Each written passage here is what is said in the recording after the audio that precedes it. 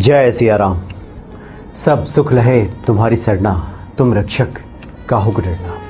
श्रद्धा भाव से हम ईश्वर को कुछ भी अर्पित करते हैं, या फिर जब हम मंदिर जाते हैं, किसी संत पुरुष से मुलाकात हमारी होती है और आशीर्वाद स्वरूप कुछ हमें अगर प्राप्त होता है, पुष्प प्रसाद कुछ भी अगर प्राप्त हो जाता है, श्रद्धा भाव से और स्नेहिल भाव से ममता दिखाते हुए कोई संत अगर कोई वस्तु प्रदान कर देते हैं, उसके प्रति हमारी अगर श्रद्धा अगर अटूट है तो वो बड़ा फलदायी हो जाता है और विपरीत परिस्थिति में वो बड़ा काम आता है।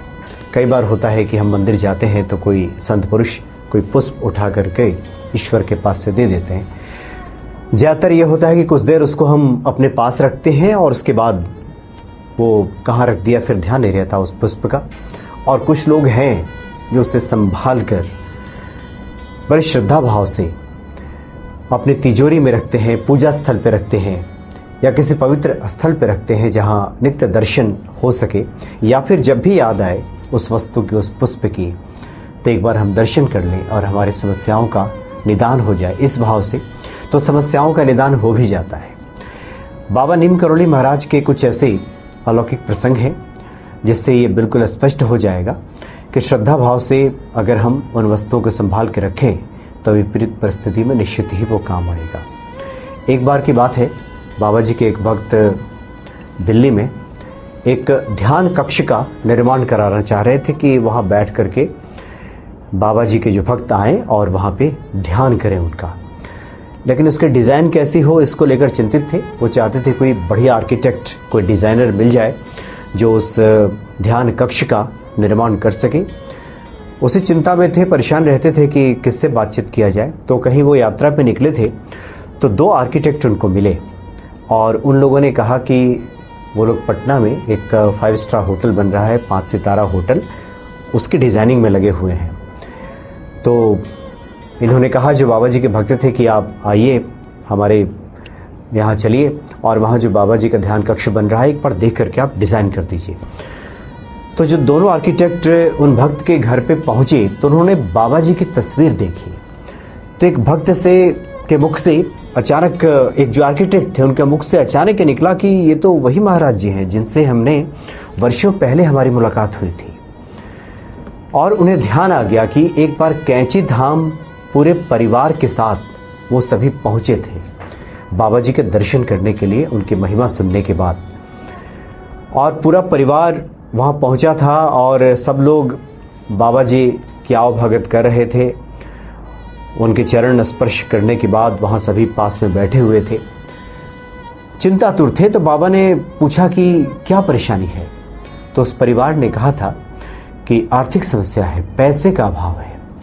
तो बाबा ने कंबल के नीचे से 10 रुपये का एक नोट निकाला और दे दिया। और ये उसी व्यक्ति को दिया जो आर्किटेक्ट अभी बन करके वो ध्यान कक्ष के निर्माण के लिए जो वहाँ पहुँचे थे, उसी व्यक्ति को। और उस वक्त उनकी बाल्यावस्था थी। तो 10 रुपये दिया उनको। पूरे परिवार के लोगों को लगा कि इस 10 रुपये से क्या होगा। बाबा जी ने कोई आशीर्वाद तो दिया नहीं कि ठीक है जाओ तुम्हारा काम चलेगा, नौकरी लग जाएगी, घर में बरकत हो जाएगी, बहुत पैसा आएगा, ऐसा तो बाबा ने कहा नहीं। एक 10 रुपये का नोट निकाल कर दे दिया और इस बच्चे ने थाम लिया, इसको रख लिया। बात आई गई हो गई। सब लोग जब अपने घर लौटे तो घर वालों ने कहा कि वो लाओ 10 रुपये लाओ, हम लोग सिनेमा देखने चलते हैं, इसको मिला करके हम लोग देखेंगे। लेकिन उस बच्चे का बड़ा विश्वास हो गया था बाबा जी की बातों से। वो जो नोट दिया गया था याद के तौर पे उसने उस नोट को रख लिया था। और उनका कहना था, जो आर्किटेक्ट अब बन चुके थे, कि जब कभी भी उनके जीवन में कोई समस्या आई, खास करके आर्थिक समस्या आई, परेशानी आई, 10,000 की आवश्यकता पड़ गई हो, चाहे 10 लाख की आवश्यकता क्यों ना पड़ गई हो, एक बार इस 10 रुपये के नोट को निकाल कर वो देखते हैं, निहारते हैं, बाबा जी को याद करते हैं और उनकी समस्याओं का समाधान हो जाता है। कहीं ना कहीं से कोई न कोई व्यवस्था हो जाती है। उस 10 रुपये का जो बाबा जी ने दिया था, उसका इतना बड़ा प्रताप है, इतनी बड़ी महिमा है कि श्रद्धा भाव से एक बार देख करके इच्छा प्रकट कर दी जाए तो व्यवस्था हो जाती है। तो ये श्रद्धा भाव है। क्योंकि बाबा जी स्पष्ट तौर पे कुछ अपने मुख से ना कहते हो, कई बार अपने क्रियाकलाप से कुछ ऐसी बातें कर जाते थे, जो समझ गए तो समझ गए, या जो लोग नहीं समझ पाए वो नहीं समझे। तो उस 10 रुपये का जो चमत्कार है वो आर्किटेक्ट को ध्यान आ गया। हालांकि उन्हें चेहरा विस्मृत हो गया था कि वो कौन से बाबा थे, किनसे मुलाकात हुई थी। लेकिन अचानक से उस तस्वीर पर जब ध्यान गई उनकी, जहाँ पहुँचे थे ध्यान कक्ष के निर्माण के लिए, तो सारी घटना याद आ गई। और उस 10 रुपये के चमत्कार को लेकर के वो पूरा किस्सा वहाँ कह बैठे, और उन्होंने कहा कि ध्यान कक्ष का निर्माण वो जरूर करेंगे और इसके लिए 1 रुपया भी वो नहीं लेंगे, क्योंकि बाबा जी की कृपा से वो अभिभूत हैं। बाबा जी ने ऐसी कृपा की है कि वो धन्य हो उठे हैं, उनका तो पूरा जीवन धन्य हो गया है। और उन्होंने निःशुल्क उस ध्यान कक्ष का निर्माण कराया, और इसकी चर्चा की गई है बाबा नीम करौली महाराज के अलौकिक प्रसंग नामक पुस्तक में। और ये कहा गया है कि बाबा जी का जो मंदिर है दिल्ली का, वहीं ध्यान कक्ष बन रहा था, और उसी ध्यान कक्ष की बातें हैं जहाँ पे आर्किटेक्ट को ये सब स्मरण हो आया था।